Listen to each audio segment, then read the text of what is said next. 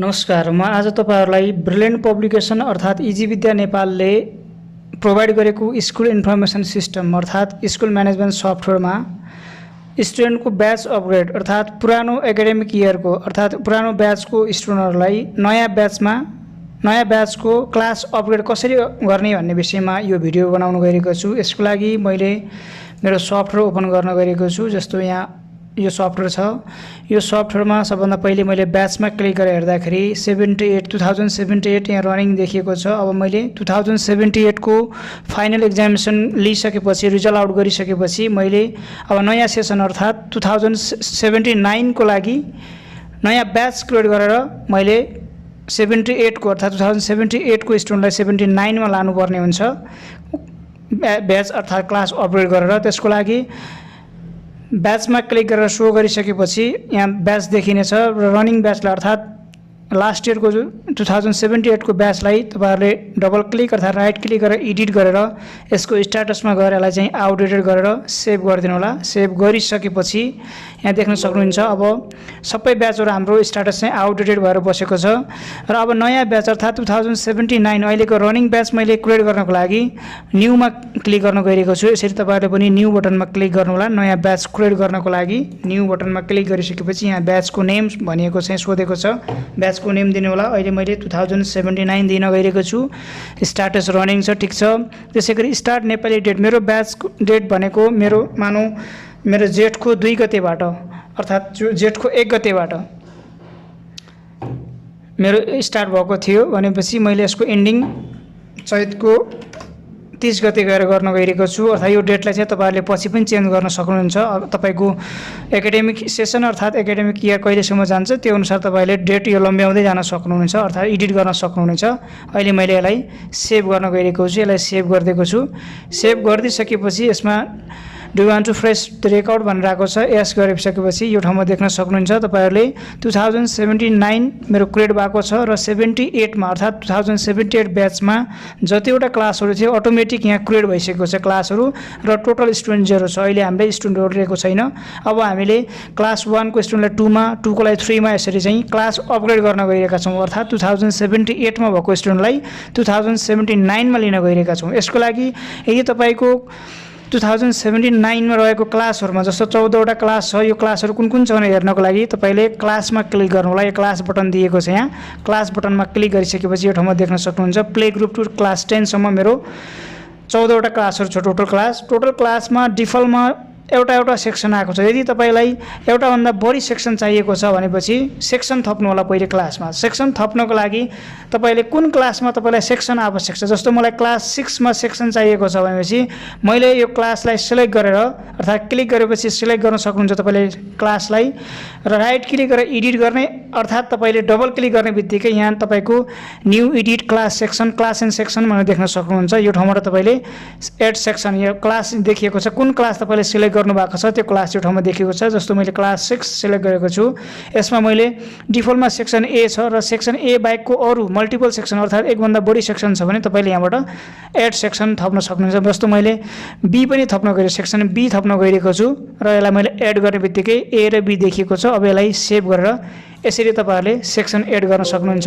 त्यसैगरी क्लास 7 मा पनि सेक्सन चाहियो भनेपछि राइट क्लिक गरेर एडिट अर्थात डबल क्लिक गर्नु भने यो ठाउँमा देखिन्छ एड सेक्सन पार्टमा यहाँ एड तपाईले सेक्सन सिलेक्ट गर्ने कुन सेक्सन एड गर्दै हुनुहुन्छ र तपाईले यो लिस्टमा भेटेको तपाईले आफ्नो लिस्टमा भेटेको सेक्सनको नेम यदि भेट्नु भएन तपाईले भनेपछि त्यसको लागि तपाईले सेक्सन भन्ने यो किवर्ड यहाँनिर तपाईको ब्लू कलरमा देख्नु भएको छ सेक्सन भन्ने किवर्ड। यही सेक्सन भन्ने किवर्डमा तपाईले क्लिक गर्ने बित्तिकै यो ठाउँमा तपाईलाई एउटा एड बटन दिइन्छ न्यू सेक्सनको लागि। जस्तो मैले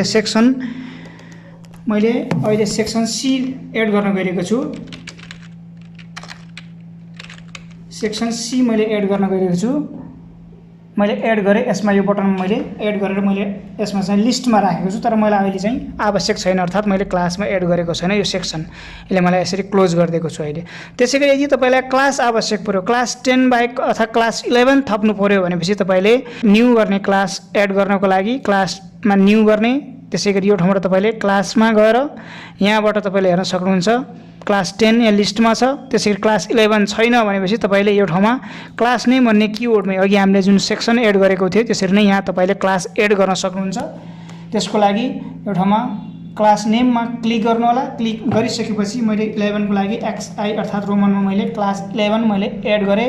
एड गरिसकेपछि अब यसलाई मैले क्लोज गर्ने बित्तिकै अब यो लिस्टमा तपाईले क्लास 11 देख्न सक्नुहुन्छ। यसरी क्लास 11 मा तपाईले कुन सेक्सन राख्ने यहाँबाट सेक्सन एड गरेर तपाईले सिलेक्ट गरेर एड गर्ने, त्यसपछि सेभ गर्नु भने यसरी तपाईले क्लास पनि क्रिएट गर्न सक्नुहुन्छ, अर्थात् क्लास नयाँ क्लास थप्न सक्नुहुन्छ। यहाँ देखिसक्नु भएको छ तपाईले क्लास थपिएको। अब हामी जस्तो मानिलिउँ क्लास 1 मा भएको अर्थात् 2078 को ब्याचमा क्लास 1 मा भएको स्टुडेन्टलाई हामी क्लास 2 मा लग्न गइरहेका छौँ। त्यसको लागि तपाईहरुले टुल्समा जानु होला।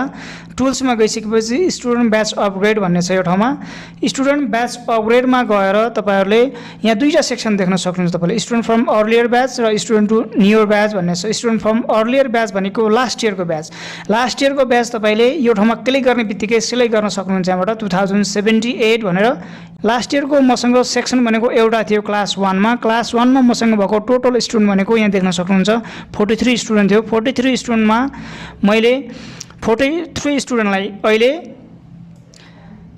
क्लास 1 को क्लास 2 मा लिन गइरहेको छु। 2079 को क्लास 2 मा लिन गइरहेको छु, क्लास 2 को सेक्सन ए मा। अब मैले यहाँ स्कुल छोडेको अर्थात् स्कुल छोडेर अन्तै गएकोहरू, ट्रान्सफर भएका स्टुडेन्टहरू अर्थात् फेल भएको स्टुडेन्टहरूलाई मैले पुरानै ब्याचमा छोड्न गइरहेको छु। यसको लागि तपाईले टिक नलगाउनु होला। यसरी सिलेक्टबाट हटाउनु होला, टिक हटाइदिनु होला। तपाईले स्कुल छोडेको अर्थात् अहिलेको 79 अर्थात् 2079 को क्लास 2 को सेक्सन ए मा नभएको स्टुडेन्टलाई चाहिँ तपाईले यहाँबाट चाहिँ सिलेक्ट नगर्नु होला। यसरी टिक हटाइदिनु होला, सिलेक्ट नगर्नु होला।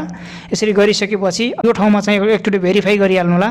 मैले 2078 क्लास 1 को सेक्सन ए को स्टुडेन्टलाई 2079 कति क्लासमा लगिरहेको छु भन्ने कुरा चाहिँ यो तपाईहरुले एकदमै केयरफुली भएर यो हेर्नु होला। एकपटक क्लास 2 को सेक्सन ए मा अपग्रेड गर्न गइरहेको छु मैले। त्यसको लागि यो ठाउँमा बीचमा एउटा डबल तपाईले राइट एरो देखिराख्नु भएको छ, ग्रेटर देनको जुन डबल एरो छ, यसलाई चाहिँ तपाईले क्लिक गर्नु होला। क्लिक गरिसकेपछि राइटतिरबाट तपाईको यसरी ट्रान्सफर भएर अटोमेटिक यसरी जानेछन् र तपाईले सेभ गर्नुभन्दा पहिले एकपटक फेरि यसलाई पनि भेरिफाई गरिहाल्नु होला। तपाईले यो लिस्ट ठीक छ या ठीक छैन, अर्थात् यो स्टुडेन्ट छ छैन भन्ने कुरा चाहिँ तपाईले मेक स्योर गरिसकेपछि मात्र सेभ गर्नु होला। र जस्तो मानौँ मैले अब तपाईको यहाँ देखिराख्नु भएको छ, तपाईले सालोन बीके भन्ने स्टुडेन्ट अहिले मसँग क्लास छैन अर्थात् क्लास 2 मा छैन, स्कुल छोडेर गइसकेको छ, मिस्टेकली यतापट्टि आएको छ भने, तर यो सेभ गर्नुभन्दा पहिले नै यो ठाउँमा टिक लगाएर तपाईले यो तपाईको लेस देन जुन एरो छ, डबल एरो भएको जुन लेफ्ट साइडमा पठाउनको लागि राखिएको छ, यसमा क्लिक गर्नु होला। क्लिक गरिसकेपछि अनि तपाईले अब यो स्योर भइसकेपछि यो ठाउँमा यति मेरो स्टुडेन्ट छन् अहिले क्लास 2 मा भएर यति भइसकेपछि तपाईले यसमा रोल नम्बर एरेन्ज गर्न सक्नुहुन्छ। Roll number 1, roll number 2, roll number 3, roll number 4, roll number 5, roll number 6, roll number 7, roll number 8, roll number 9 यसरी तपाईले एरेन्ज गरेर रोल नम्बर एरेन्ज गर्नु होला। सिरियली तपाईले चाहेको रोल नम्बर स्टुडेन्टलाई दिनु होला र रिएरेन्ज रोल नम्बरमा क्लिक गरेर एस गरिदिनु होला यसरी। त्यसपछि कम्प्लिट भइसकेको हुन्छ, रोल नम्बर एरेन्ज भएको हुन्छ र त्यसैगरी तपाईले सेभ गरिदिनु होला। यसरी तपाईले यहाँ रेकर्ड सेभ भनिसकेपछि अब देख्न सक्नुहुन्छ तपाईले 2079 को क्लास 2 को सेक्सन ए मा कतिजना स्टुडेन्ट आए भन्ने कुरा चाहिँ यहाँ ठाउँमा तपाईले क्लासमा क्लिक गर्नुभयो भने 2079 को क्लास 2 मा तपाईले 34 स्टुडेन्टलाई चाहिँ अपग्रेड गरिसक्नु भएको छ। यसरी तपाईहरुले अपग्रेड गर्न सक्नुहुन्छ। त्यसैगरी अब यदि तपाईले सेक्सनलाई मर्ज गर्नुपर्ने छ अर्थात् तपाईले सेक्सनलाई चाहिँ दुईटा सेक्सनलाई एउटामा राख्नुपर्ने छ अर्थात् एउटा सेक्सनलाई तपाईले दुईटामा डिभाइड गर्नुपर्ने छ भनेपछि त्यसको लागि तपाईले टुल्समा गएर स्टुडेन्ट ब्याच अपग्रेडमा गइसकेपछि यो ठाउँमा 2078 को कुन सेक्सन छ तपाईको मल्टिपल भएको सेक्सन, जस्तो मानौँ मसँग क्लास म एउटा 5 क्लास हेर्छु, 5 क्लासमा मसँग लोटस र रोज दुईटा सेक्सन छ मसँग। लोटस र रोजमा भएको स्टुडेन्टलाई मैले एउटै सेक्सनमा हाल्छु क्लास 6 मा भनेपछि यसको लागि यो ठाउँमा 9, त्यसैगरी मैले क्लास 5 लाई 6 मा लिन गएको छु। 6 मा सेक्सन ए मा राख्ने भनेपछि यसरी तपाईले आफूले चाहेको स्टुडेन्टलाई चाहिँ सिलेक्ट गरेर राइटतिर पठाइदिनु। मैले रोजको स्टुडेन्ट पठाएँ, तर यो सेभ नगर्दै सेभ गर्नुभन्दा पहिले नै अर्को सेक्सनलाई पनि सिलेक्ट गरेर तपाईले यसरी लोटस यसरी तपाईले सिलेक्ट गरेर आफ्नो स्टुडेन्टहरूलाई चाहिँ भएको स्टुडेन्टलाई राखेर यसरी पठाएर सेक्सन तपाईहरुले यसरी मर्ज गर्न सक्नुहुन्छ। र तपाईले अब सेक्सन डिभाइड गर्नको लागि पनि सेम केस नै हो। सेक्सन डिभाइड गर्नको लागि टुल्समा गएर स्टुडेन्ट ब्याच अपग्रेडमा गइसकेपछि यहाँबाट तपाईले सेक्सन अब एउटा सेक्सनलाई दुईटा सेक्सनमा लानु पर्यो। 78 को मानिलिउँ मसँग 2 मा भएको स्टुडेन्ट भनेको सेक्सन ए मा छ, यसलाई मैले अब 3 मा मैले दुईटा सेक्सनमा लानु पर्यो भने चाहिँ पहिलो कुरा त अब सेक्सन थप्नु पर्यो 3 क्लासमा। यहाँ मसँग 3 क्लासमा सिंगल सेक्सन छ, सेक्सन एड गर्नु पर्यो। त्यसको लागि 3 मा मैले सेक्सन बी पनि एड गर्नको लागि क्लासमा क्लिक गरेर क्लास 3 मा मैले डबल क्लिक गर्न गइरहेको छु। यहाँबाट सेक्सन बी लाई पनि एड गरेर सेभ गर्ने बित्तिकै अब मसँग क्लास 3 मा ए र बी सेक्सन भयो। यहाँ दुईटा सेक्सन देखिएको छ, डबल क्लिक गरेर हेर्नु भने यो ठाउँमा ए र बी भनेर देखिएको छ सेक्सनहरू। यसरी तपाईले सेक्सन एड गर्नु होला, तपाईले चाहेको अर्थात् तपाईलाई आवश्यक पर्ने सेक्सन जुन क्लासमा आवश्यक पर्छ सेक्सन त्यो क्लासमा।